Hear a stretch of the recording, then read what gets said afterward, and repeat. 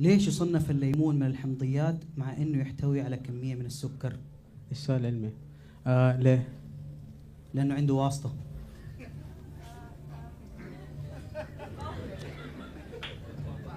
عدت. ايش مفرد نقانق؟ ايش؟ نقنق.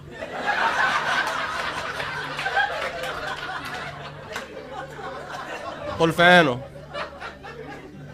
عدت. ليش المويه الحارة تتجمد اسرع من المويه الباردة؟ ليه؟ من الفجعة.